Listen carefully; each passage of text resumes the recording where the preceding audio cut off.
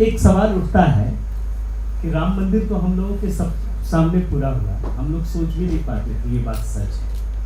जब भी राम मंदिर की बात होती थी, और ये हॉलिस्टिक सवाल है, समग्रता में अगर देखिए तो राम मंदिर की बात हो तो ये सवाल उठता था कि क्यों ना अस्पताल बना दिया जाए, गरीबी कितनी है। मतलब जब भी हम संस्कृति की बात करें तो सवाल क्या उठता था कि भैया गरीबी है, ये है, वो है, तमाम परेशानियों को गिनाना शुरू कर देते थे। लेकिन अगर आप देखिए तो इसी राम मंदिर की वजह से सिर्फ अयोध्या नहीं बल्कि पूरे देश, पूरे उत्तर प्रदेश की अर्थव्यवस्था को गति मिली है। मैं देख रहा था एक आंकड़ा कि राम मंदिर के शिलान्यास के बाद 45 करोड़ लोग वहां पहुंचे हैं। अब आप समझिए कि बात सिर्फ इतनी नहीं है कि राम मंदिर बनना है, बल्कि उसके जरिए विकास को भी एक नई गति मिलती है। तो क्या ये प्रमाण नहीं है कि ये जो संस्कृति है ये आर्थिक विकास का एक इंजन भी है? फिर सवाल है कि लोग स्वीकार क्यों नहीं कर पाते इसे? बहुत धन्यवाद हरीश जी। और मैं इन दोनों प्रश्नों को जोड़कर, जो आपने रुपेश जी से पूछा और जो भी आपने पूछा, इन दोनों को जोड़कर आप लोगों को बताता हूँ तो थोड़ा संदर्भ समझने में आसानी होगी। और भारत की अर्थव्यवस्था अभी किस स्थिति में है, और कई बार ऐसे प्रश्न आते हैं कि जिनको लेकर हम भी असहज हो जाते हैं कि आखिर सब कुछ तो हमें अंग्रेज देकर गए, सारी जितनी भी स्थिति रही वो अंग्रेजों के समय में ठीक हुई, रेलवे लाइन की शुरुआत उन्होंने की। और इस तरह से बताया जाता है कि जैसे भारत के लोगों को भारत के बारे में कुछ करना आता है। एक तो हमारे जो आत्मगौरव था उसको उन्होंने हीन में बदल दिया। और इसका एक छोटा सा प्रमाण है, कुछ आंकड़े में बताऊंगा तो वो आसानी होगी। 2017 में अयोध्या में 1,78,00,000 लोग कुल दर्शन करने के लिए गए। और मैं मानता हूं कि ये आंकड़ा भी कम ठीक है, क्योंकि मेरे जैसे लोग भी जब तक सीखचों में राम थे बाहर से प्रणाम करते थे, हनुमानगढ़ी का दर्शन करते थे। निर्णय आने के बाद पहली बार मैं सीखचों के अंदर गया। ये मैं अपनी बात बता रहा हूँ, दूसरों का नहीं जानता हूँ। तो अधिकांश लोग आते थे 700 मीटर के फैजाबाद अयोध्या में, वो हनुमानगढ़ी दर्शन करते थे और चले जाते थे। चाय की दुकान भी कोई ऐसी नहीं थी जो संपन्न कहा जा सके। दिल्ली में तो अक्सर छापे होते पढ़ते हैं तो पता चलता है कि वो गोलगप्पे खिला रहा था और करोड़ों उसके यहाँ से निकले। लेकिन अयोध्या के चाय वाले के पास अपना परिवार चलाने के लिए भी स्थिति नहीं थी। किसी भी सड़क का फुटपाथ नहीं था। मैं जो कह रहा हूँ इसको ध्यान से सुनिएगा, तो अभी जब आप जाएंगे तो संदर्भ में अच्छे से समझ में आएगा। क्योंकि हम लोग मूलतः अवध के हैं, प्रतापगढ़ के हैं, तो इसलिए ज्यादा उसको अच्छे से समझते हैं। 1,78,00,000, 19 में निर्णय आया 2,05,00,000। उसके बाद कोविड काल को छोड़ दीजिए, फिर शिलान्यास होता है 22 में 2,39,00,000, 23 में 5,75,00,000, 24 में 16,44,00,000 और 2025 का आंकड़ा जो अभी तक का है 23,82,00,000 लोग। अब अगर इसको आप कन्वर्ट करें, मैं बहुत सामान्य तरह से समझाता हूं।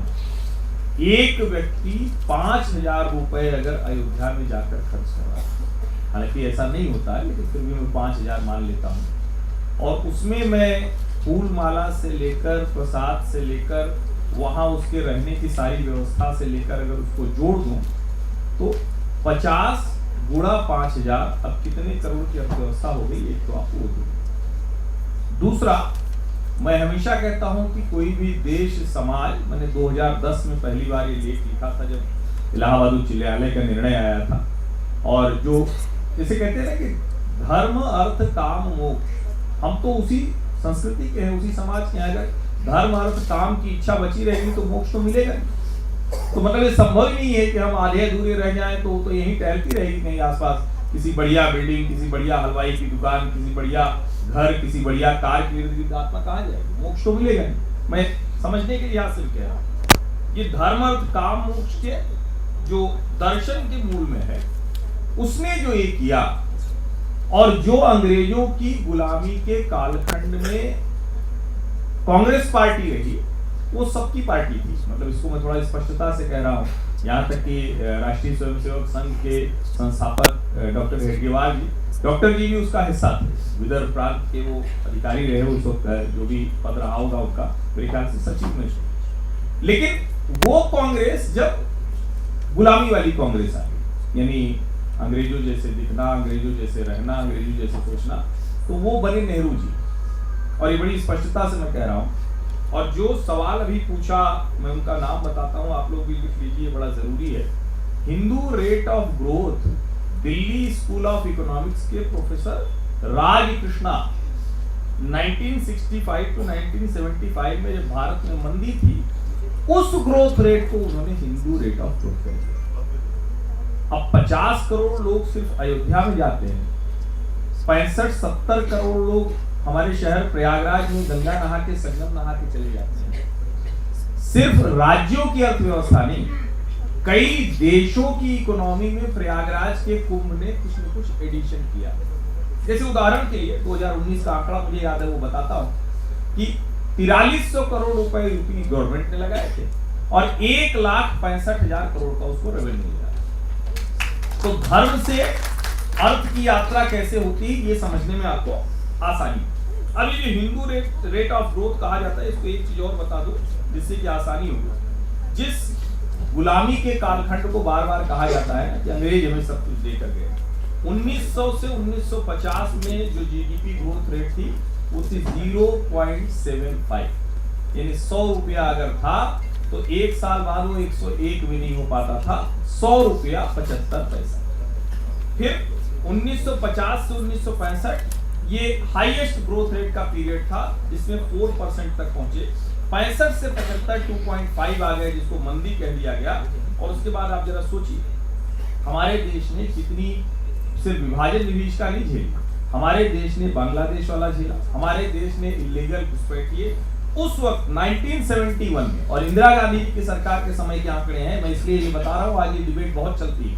1.25 करोड़ इलीगल इमिग्रेंट है यहाँ, अवैध घुसपैठिए 1.25 करोड़ उस वक्त। आज उनकी संख्या कितनी होगी ये मुझे नहीं पता है, सरकारों का दायित्व है कि खोज कर उनको निकालें।